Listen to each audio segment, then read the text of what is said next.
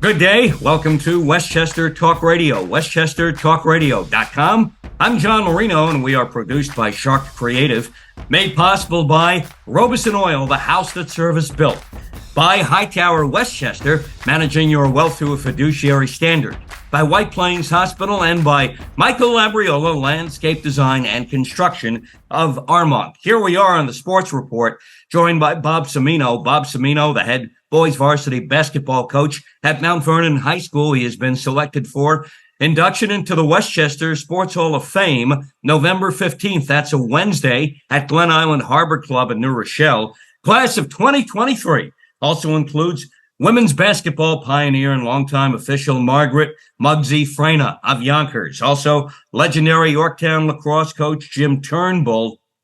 Tampa Bay Buccaneers Super Bowl winning offensive guard. He was a legendary two-way lineman at Hastings-on-Hudson High School, Ali Marpet, and at one time he was the in thing, the best football player in New York State, Sammy Maldonado, iconic running back from Harrison High School who played in college at Ohio State and at the University of Maryland.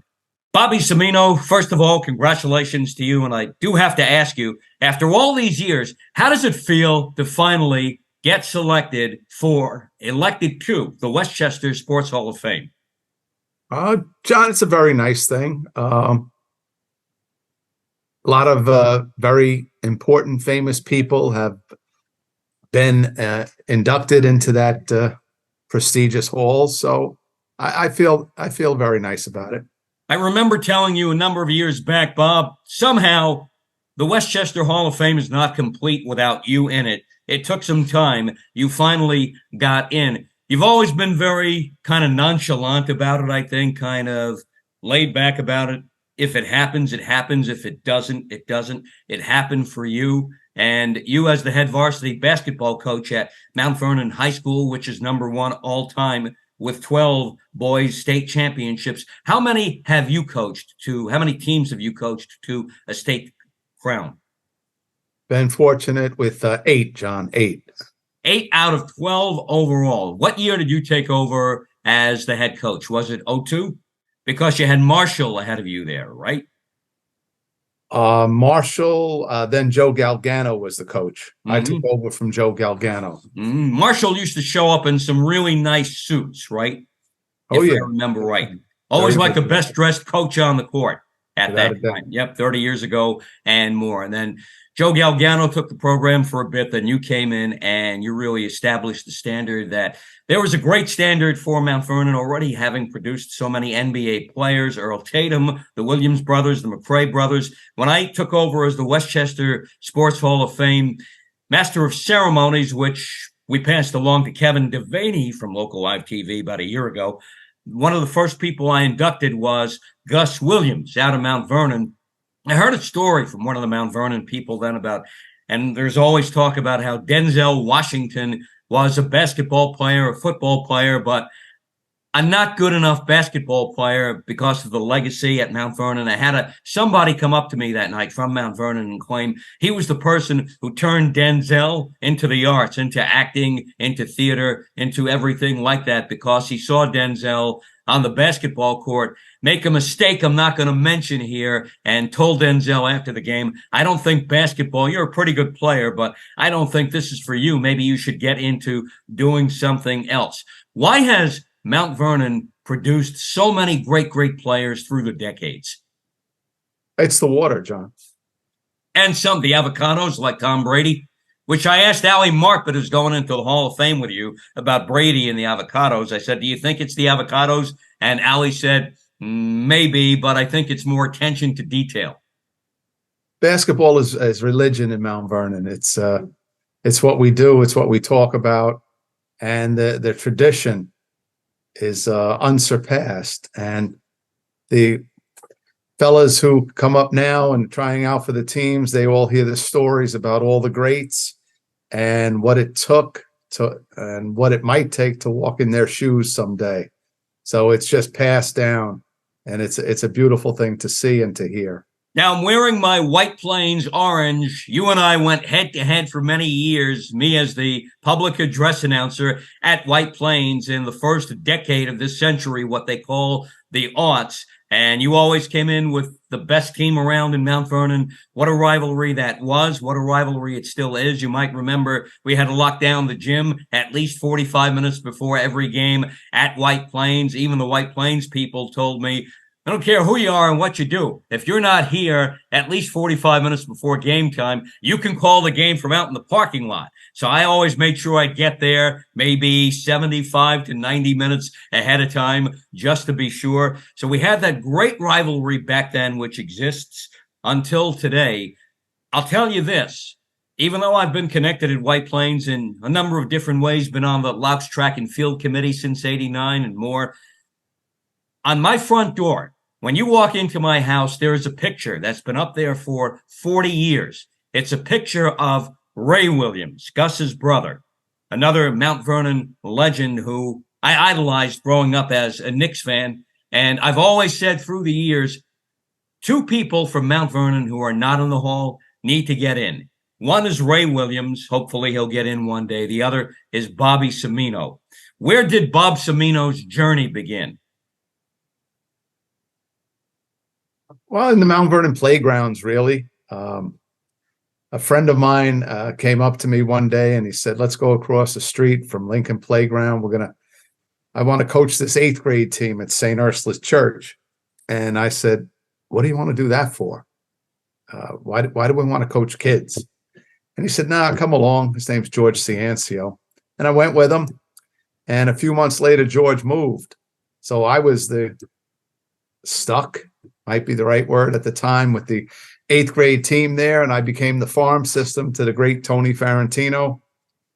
And I used to trade off. He used to bring me camp flyers for his camp. He used to hand them out, and I got to go watch Tony at practice at Mount Vernon High. And so slowly but surely, time passed, and my athletes were going to the high school. And Marshall Reef, with Lou DeMello and Joe Galgano, asked me if I wanted to coach the summer league team. I thought a great opportunity. I'd enjoy it. Some of my former players, I coached that. Then Lou DeMello went on to college. Joe Galgano got bumped up to Marshall's assistant, and they asked me if I wanted to coach JV. I came in on the JV scene, and I had a great time. Being the JV coach in Mount Vernon is probably the best job there is, because you get to coach the best 9th and 10th graders in the city. And if you lose, nobody knows about it because it's JV. But Mount Vernon never loses. That's the first thing. I have witnessed some losses. A couple. I can attest to that. We've seen a couple, and we've seen a couple that could have gone the other way, where you admitted, hey, some years the ball just doesn't bounce your way. You might have the better team, but the ball doesn't bounce your way. In order to appreciate the wins, you have to stomach the losses. So Joe Galgano became coach after Marshall retired, and Joe went on to college, and then I put in for the job, and I got the job.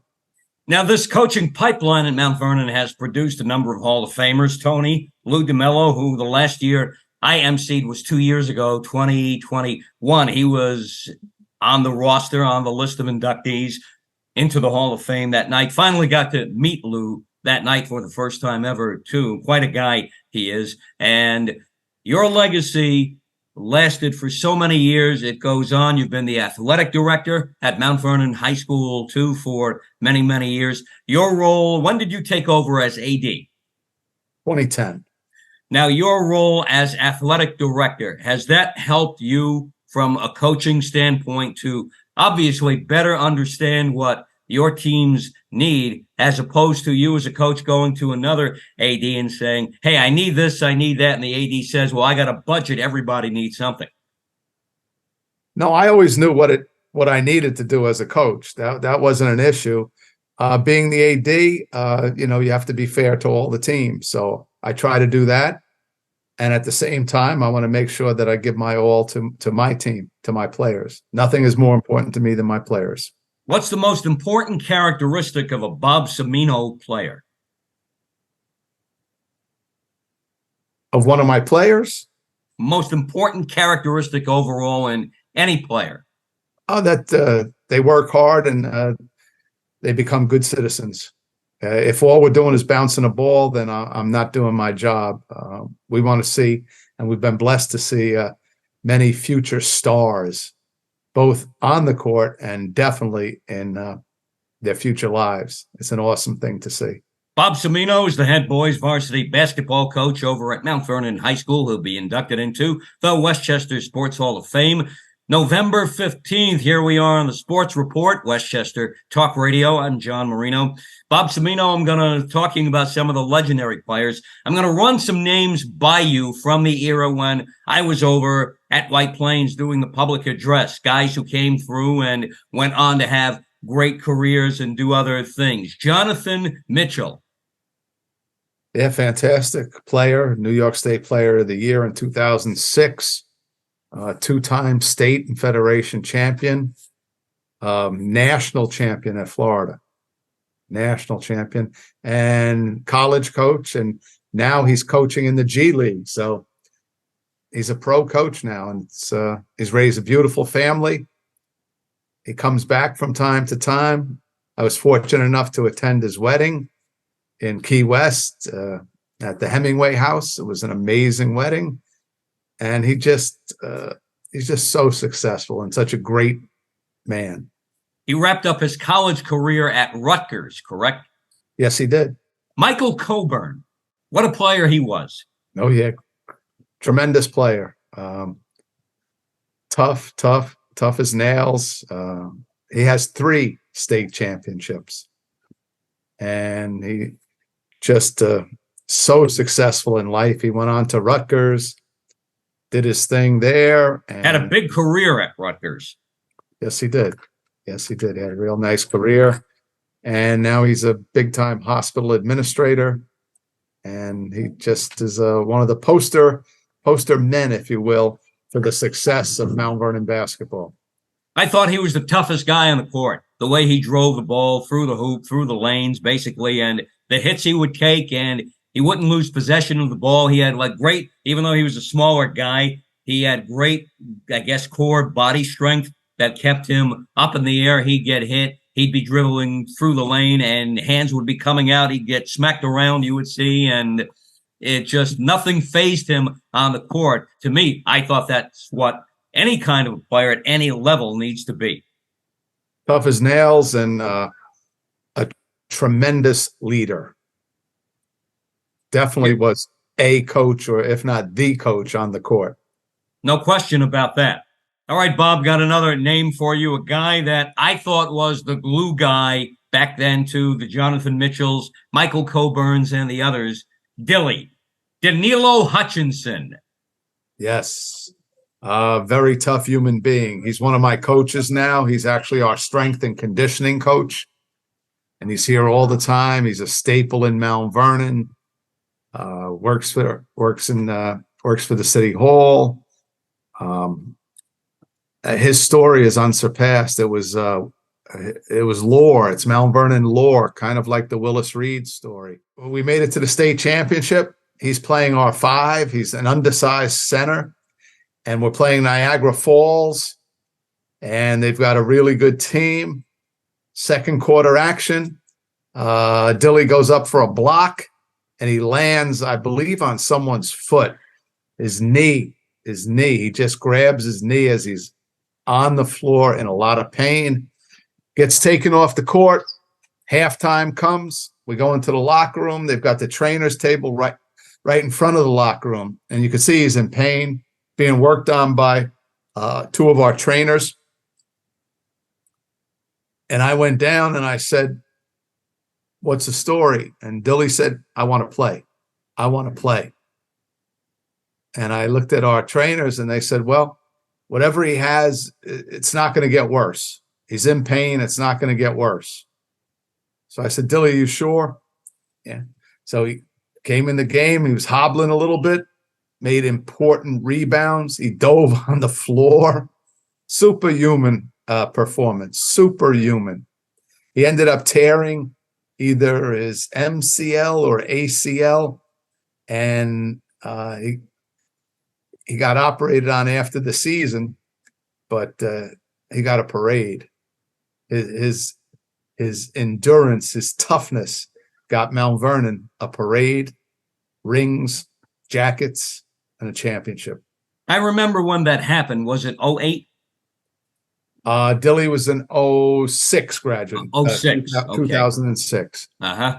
Yeah, it was a long time ago and went by fast, no question about that. But I always looked at him, watched the way he played on the court, and it made me say to myself, you don't have to be a superstar to play at Mount Vernon. If you know how to play the game, you'll get on the court. If you make things happen in different ways, you'll get on the court, and you'll find your own recognition that way, your own way. I've always been of the mindset, some people may not agree with me, but on a basketball team, like any sports team, you got to have the glue guys. But I think especially in basketball, on the court, you got to have those one or two guys who do the kind of work that you probably don't expect the superstars to do. Maybe you do to some extent. Everybody's got to pitch in. But the guy who goes above and beyond the call of duty, his score sheet at the end of the night might say 0 points, but it might say 14 rebounds, 6 assists, 3 steals, and 2 blocks, and that's as good as 30 points. His heart was as big as a lion, and he just played. He was a great teammate. He wanted to win for his teammates at any cost, and he did. Bob Cimmino, through the years you've coached many a great player, produced a number of championships for Mount Vernon. The upcoming 2023-24 season is upon us. How does your team look? Well, I would say we lack height. We're not a very big team. We are fast. We're led by a great player, a junior named Tavian Tyler. He's our captain. We're going to work hard on defense, and we're going to try to push the ball and run. And we'll start covering the other team as soon as they get off their bus. How about winning a state championship again? From your lips to God's ears, I would like that. That would be nice. See, again, you're always very understated. It's kind of like our good friend Joe Casarella up at North Rockland. My first year doing White Plains games on the old WFAS radio in White Plains with Harry Jefferson. I remember calling Joe up during the week, get some pregame info from him up at North Rockland, and he said, I know, John, you're going to ask me, am I going to win a championship again this year like we have the past couple of years? And I'm telling you right now, it's not going to happen this year. And then during the White Plains game, final minute of the game, North Rockland kind of pushed through last-second touchdown. They got the win, turned their season around. They went all the way to another championship again. I saw Joe right after that, and I said, right, Joe, not this year, not another championship, but you did it again. Is it the way you approach things, just the mindset of it's step one, anything can happen? Oh, it certainly can. There's no sense thinking about winning until you start to put together some victories and see what your team is really like. If you look ahead, it's not going to be the picture that you had hoped for. So I'm not a pessimist, but I don't ooze of enthusiasm. I want hard work. That's what I want to see. That's how I try to make my face look like in practice. There's nothing better than practicing here in Mount Vernon. And if we do what we're supposed to do, we can have good seasons and win championships. We can have good seasons and not win championships. Now, you and I, it seems like you've always been on the other side of the fence all the years, me at White Plains, you at Mount Vernon.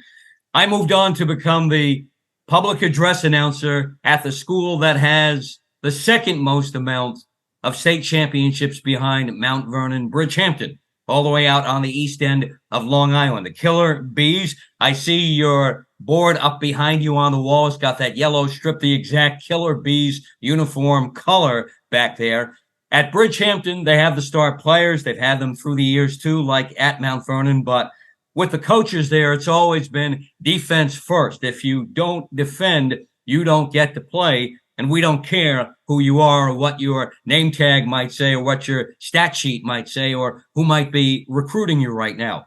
At Mount Vernon, it always seemed to be, despite all the star players, defense first, and that seems to be the recipe for any successful basketball coach. I always said the Dallas Mavericks would never win an NBA championship until they finally played defense. They finally did, and they won one about 11, 12 years ago. Well, you should never have an off day on defense. You might be off in your shooting, but defense is about intelligence and effort. And hopefully, if you've paid attention in practice and melded with your team, you're going to put out a good product each and every time. Mm-hmm. So we are proud. We do talk defense. Our practices are probably 75% defensive, and that's what makes us work. Like a coach told me a long time ago, you could shoot 2 for 13. If you play defense, you'll be on the court. You could shoot 11 for 13. If you don't play defense, seat on the bench for you. And I learned that a long time ago. And I always thought it was about offense growing up, and then you grow up and you play the game and you see and you work with different coaches, not about offense, not about what you score. It's about what you contribute to the team and what the team needs that day. They might need 20 points from you that day. Tomorrow, they might need 8 rebounds from you and 2 points. If the 8 rebounds and 2 points gets the win, that's what it's about. Oh, sure. You've got to be a role player, even if you're a star. Sometimes you've got to do certain things that make that scoreboard change in your favor. We're very prejudiced towards defense here. We really are. I've had some great scorers, but if you usually look, very rarely does a Mount Vernon player lead Westchester in scoring. Very rarely. How do you convince those star players to play defense, to buy into the program, and make them understand that if you do what needs to be done, you're not hurting yourself by not scoring as much? You got scouts in the stands. You have other coaches from different programs in the stands. They know the game. They know what you are supposed to do. It may not be score 30 points today. It may be get 14 rebounds today. And if you do what they know you need to do today, you'll get to where you want to go. Well, yeah, Ben Gordon taught me that they only remember you when you win. So we have to get into the psyche of our players, and we have to convince them that the route that we're going will produce wins. And our players are very loyal and they buy in. And if defense is a top thing, sometimes you do have to sacrifice your numbers in order to advance your team. And usually our teams meld.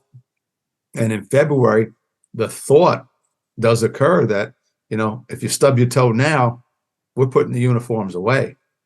And they love each other so much that they want to keep playing, and they'll do almost anything to keep on going with a win. You mentioned another legendary Mount Vernon name whose career I got to see firsthand and worked some games that he played in at White Plains and other venues, Ben Gordon. He had a superb career in the NBA, and I did a number of Big East games for CBS Radio, covering the games for CBS 880 in the city. I'd get to see Ben after some of the games on court. I'd go down, say hello to him on the court. He always seemed to appreciate that. He always seemed to be, when I talked to him years after Mount Vernon, appreciative of what you did for him and what the program did for him and everybody else who played for Mount Vernon along the way. And I think that's maybe your best legacy.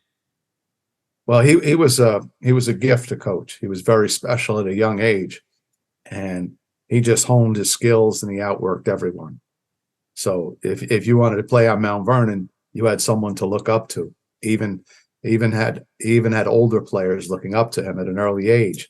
And to add to it, Ben had his high game in White Plains High School. He scored 41 points one game, and that was pretty much unheard of, because the guy who sits down the sideline from me, might be the best coach I've ever seen, a guy named Spencer Mayfield. He has all sorts of defensive weapons up his sleeve. And so for Ben to do that, it was truly an honor to witness. And that day, Ben wasn't going to have it. He ended up getting stitches. He got cut under his eye, and I think that propelled him even more. So let's see if you remember this at White Plains. It was 07 or 08. I think it was 08. White Plains had not beaten Mount Vernon in several years, and a game ended on a controversial call right in front of me over at the scorer's table, where the call went against Mount Vernon. Final seconds, clock time expired, matter of fact, and I think White Plains might have hit a foul shot to win the game, and you were questioning the referees about what happened, and I think we over at the scorer's table at White Plains kind of thought, White Plains people may not like this, we thought you were right, and it was a tough call, but I thought you were right. And another coach, Tom Thibodeau, might have gone crazy and not left the court until he at least made his point several times over, at least. And you kind of shrugged and just kind of, all right, walked away. And I said to somebody at the table, I said, he's won, beaten White Plains so many times and won here so many years in a row that he must figure, well, White Plains got to win one of these years. All right, well, let it be now, even though you look to be right. Do you remember that? I don't remember that particular game. I remember a lot of hard-fought victories, and I remember quite a few losses in that gym as well. Mm-hmm. We had in 2011, we had been snowed out, and we had to reschedule the game. It got rescheduled on a Saturday, and we were a really good team. We went into the White Plains, last game of the season. We got humbled lovely. And I really think that game helped us go on to win the states and the federation that year in 2011. Do losses do that sometimes, especially tough losses, toughen the team up, make them see maybe we're not as good playing like this as we think we are, and we got to step it up a grade or two? It's a beautiful way to reset and a beautiful way to start your season and postseason practice. Like Rick Pitino said when St. John's lost a few days ago against Pace University, and they were not competitive the whole game in an exhibition game. And Pitino said, great, we beat Rutgers. You thought we were all world a week before. Now you see a game like this, and you're questioning us and me all over. And what I can say as a coach is you got to have games like this to make the players see it's not that easy, and you can't level off that your work, your intensity out there on the court has got to always be on the up and up, because once you start to take it down, you can lose to anybody. And we lost to Pace, and he basically thanked Pace for beating St. John's the way they did. All losses teach. Wins are nice, but losses teach. It definitely gets your players' attention, and it lets you be a better coach. You can try to correct what happened. A lot of times, if you win a real close game, I've gone into the locker room afterwards and I said, we're probably going to meet that team later on, and I don't think you learned anything today. And they're looking at me like, we won. What do you mean? And I said, we're fighting against an uphill battle. It's an uphill battle right now because I don't have your attention like I should. A narrow loss is a difference maker. So you're not allowed to win every game? Well, you don't want to win every game. I did when I played. Long time ago, obviously, and I had to have people talk to me, and my father was the one who rang my bell after a game one day and said, I know you think you're supposed to win every game, that you basically have a given right to that. You got to learn you can't win every game. That's not the way it works, and you got to figure out what you might, no matter what you might have done on the court during the game, you got to figure out what you can do different next time, because no matter what you did today, and you might have thought you did enough, you didn't do enough. You lost the game. So there had to be something that maybe you didn't do that you could think about, and maybe think about it next time and translate it onto the court the next time you play. But you can't win every game. So you got to get out of that mentality. Your best effort all the time. And then you can look yourself in the mirror, say, I gave it my best shot, but you're not going to win every game. So that'll help you along the way in life understand that, and that when you don't win, you got to get up from it and not look for excuses about why you didn't win. Sure. The only time I tell my players there's only one time when I want to win every game. That's when the playoffs start. That's when you have to win every game, right? You have no choice at that point. Yes, indeed. Bob Cimmino, congratulations on your selection to the Westchester Sports Hall-of-Fame. You'll be inducted November 15th with the class of 2023. All right, we got you in, and that Ray Williams picture has been on my front door for 40 years.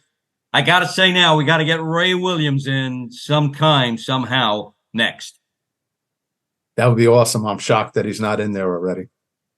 I am too.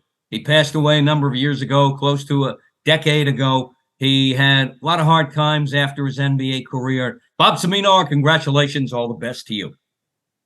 Thanks, John. I really appreciated the interview. Thank you so much. And I didn't mind the orange so much. Now, you know what? Matches the Westchester Talk Radio logo too. So very nice. There you go. All right. Bob Cimmino, our thanks to you. Thank you. Again, our congratulations to Bob Cimmino to be inducted into the Westchester Sports Hall of Fame Wednesday, November 15th, along with the rest of the class of 2023. Glen Island Harbor Club in New Rochelle. Maybe we'll see you there. For tickets, get in touch with Kevin Cook at the Westchester County Department of Parks, Recreation, and Conservation. This is the Sports Report. I'm John Marino. WestchesterTalkRadio.com, produced by Sharc Creative. Made possible by Robeson Oil, the house that service built. By Hightower Westchester, managing your wealth to a fiduciary standard. By White Plains Hospital, and by Michael Labriola Landscape Design and Construction of Armonk.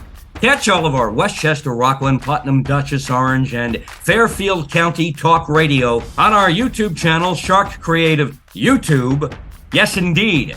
You can download our app 24/7, 365. Take it with you. It's called Westchester Talk. And yes, we are now on Apple Podcasts too.